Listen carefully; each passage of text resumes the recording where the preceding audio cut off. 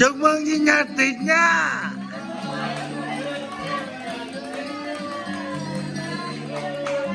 Hôm nay chừng tới đây ta mừng sinh nhật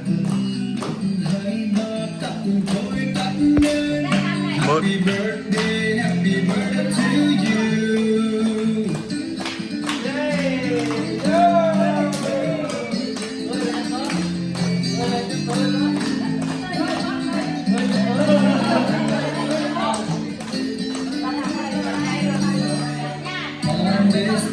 bị mà đây